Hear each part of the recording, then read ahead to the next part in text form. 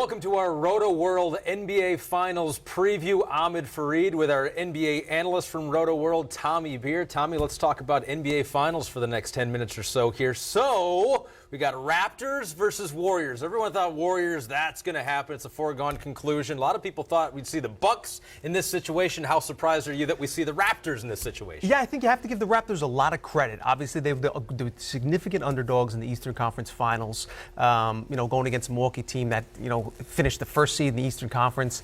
But the play of Kawhi Leonard really took it to a next level, and it's really fantastic. He really, I think a lot of people expected him to play well, but not quite as well as he did play.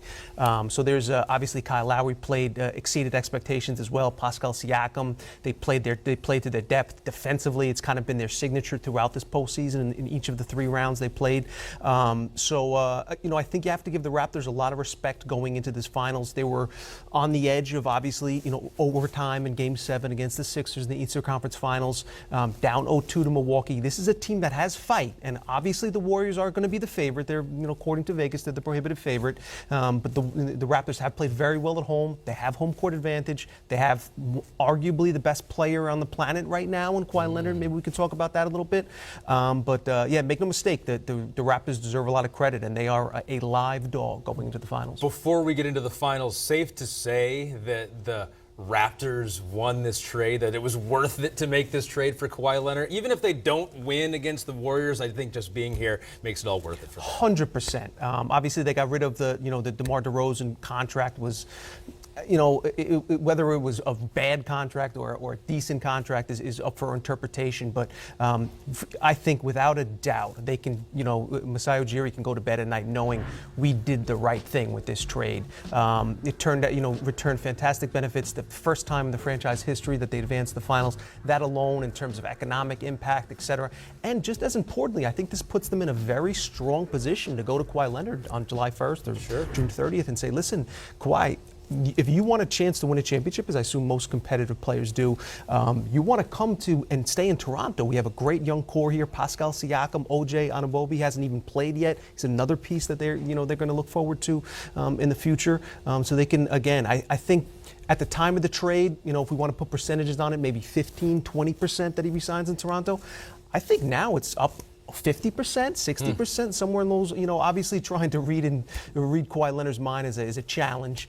He's a bit of an enigmatic character. But again, to your point, the trade obviously paid dividends, and I think it puts him in a very strong position to try to re-sign Kawhi this summer. They can say, haven't you loved it here? What a beautiful town. It's not even snowing right now. It's June in Canada. So Warriors, obviously the more talented team. Maybe even not fully healthy. They might be more talented even without Kevin Durant and DeMarcus Cousins. First of all, where are we with those 2 injuries? Kevin Durant, left calf strain. He has been ruled out for game number 1. We don't know when or if we will see him in these NBA Finals? Correct. The only thing we know for sure is he's not going to play in Game 1. It sounds like they're going to keep him home in Golden State. Obviously, the first 2 games in Toronto. It sounds like he probably won't play in Game 2, but that's just kind of an assumption at this point. The fact that they ruled him out on Tuesday for a game on Thursday leads one to believe, or Monday rather, they ruled him out 3 days ahead of time, leads one to believe that he's further away. And he admitted as much, said the calf strain's a little bit more problematic than they initially suspected. So yes, it sounds like he could be out for at least the first 2 games, and there's no guarantee that he'll return for Game 3. The one thing working in the Warriors' favor, we go Thursday, Game 1, Sunday, Game 2, and then Wednesday for Game 3. So there's a lot of time in between there for things to kind of take a turn in the right direction. I suppose the desperation aspect on the Warriors, if they somehow lose the first 2 games, I assume he would be more motivated to come back. If they're 1-1, we'll see. If they're up 2-0, maybe they give him another day. Right.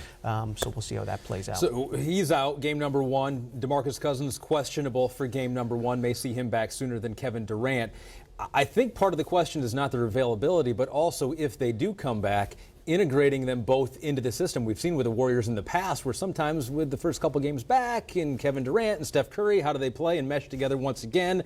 How much of a question mark is that coming back? Is that not necessarily they just have to get Kevin Durant healthy, but when they do, how will he integrate back with the team? Very good point. We saw in the Portland series, they really played well, kind of going to their 2015-16 version of the Warriors, where they're moving the ball, crisp ball movement, passes, getting Steph Curry a lot of open looks, kind of him as the focal point of the offense. Klay Thompson a little bit more involved. Draymond Green, multiple triple-doubles. He obviously, was motivated by the absence of Durant. So it'll be interesting to see how that plays itself out. You're right. Not only do they have to incorporate Kevin Durant back into the mix, but, potentially DeMarcus Cousins as well.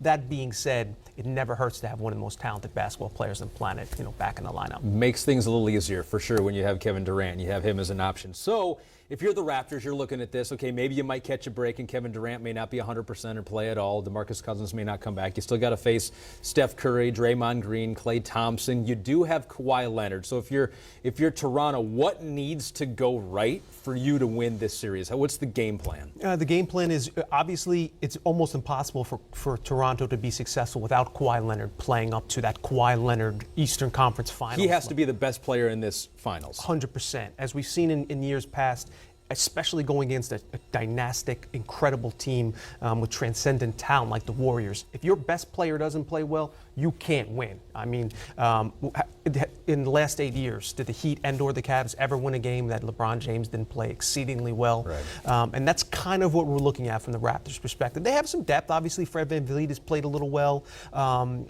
He has played better than expected, especially the last 2 games. Danny Green struggled a little bit, the prior series. They need him to knock down corner threes. Pascal Siakam's a little bit of a wild card. He's been a little bit up and down, as we would expect. His first time on kind of the bright lights of the big stage of a conference finals, and as we move on to the NBA finals. But first and foremost, they need to make sure that they get Kawhi Leonard his touches, and have to hope that he really plays up to that level that he has been in order to even have a chance against this great Warriors team. Yeah, Danny Green, 19% versus the Bucks. They just need more offensive weaponry. So if you're going to beat the Warriors, Kawhi needs to go off offensively. They need to figure out a way to slow down Steph Curry. We saw how good he can be, especially without Durant there when he is the main scoring option. Teams in the past have done that by getting very physical with Steph Curry, especially making him work on the defensive end. I think the Cavs did that a lot when they beat the Warriors. Are the Raptors able to do stuff like that? How do they throw off Steph Curry and maybe his rhythm? Sure. It's a great question, and something that obviously a lot of teams have tried to figure out, not very successfully in the past. I think what the Warriors did was kind of take the Blazers did in the previous series was kind of take the approach, we're going to let Steph Curry kind of do his thing, and then limit Klay Thompson, limit Draymond Green, etc. That didn't really work out too successfully, as obviously the Warriors swept them, and Steph Curry averaged around 35 points per contest. What I suspect that the Raptors will do is trap Steph Curry on any pick and rolls when he comes across the top of the key. And it would be very interesting to see, will they use Kawhi Leonard on Steph Curry? Obviously that's going to drain Kawhi a little bit on the defensive end, use up how many ergs of energy he has that you like them to dedicate to the offensive end. But if you can kind of cut off the head of the snake, and Steph Curry's really is that when Steph Curry's not in the lineup, when Kevin Durant's not in the lineup, right, it's going to be difficult for the Warriors to be successful if Steph Curry has one of those slumping, 5 for 21, 6 for 19 shooting games that he has had them in the finals. He has had them in the past. Interestingly, as we know, the Warriors have won 3 titles in this current iteration of the Golden State team, and Steph Curry doesn't have a Finals MVP. So I think the Warriors, in the back of their mind, whether they want to admit it or not, would like Steph Curry to get that Finals MVP. So obviously they're going to do all they can to put him in positions to succeed. How the Warriors, how the Raptors counteract that, whether they switch, whether they trap, whether they throw doubles at him and force the Draymond Greens, the Klay Thompsons to beat him, will be kind of one of the more important and deciding factors. It's such an interesting problem that the Raptors have to figure out. How do you guard him? Do you put Kawhi on him? That can exhaust him. I mean, we see how much Steph Curry runs around the court. I mean, it's exhausting, and you take so much out of a guy if you got to keep up with Steph Curry. So, having said all that, with knowing what we know about the injuries right now with Kevin Durant, with what Kawhi has been in the playoffs so far, how do you think it's going to go down? Your best guess as to how the NBA Finals will transpire. Hamad, I'd love to give you a really hot take and say, Raptors. I'm leaning towards the Warriors. Championship experience, Steph Curry, even without Kevin Durant. If Kevin Durant comes back, I think they can close this out in 4 or 5 games, to be honest, if they get a healthy Kevin Durant by game 3 or game 4. That being said, we know the Raptors have earned the right to be in this position. They have a tremendously talented player in Kawhi Leonard, and sometimes if you have the best player in the series, and Kawhi Leonard's capable of being the best player in the series, no matter who else, whether KD comes back healthy or not. So I certainly give the Raptors a fighting chance. I think they'll make the Warriors sweat it out a little bit, hopefully give us something to talk about over the next couple of weeks.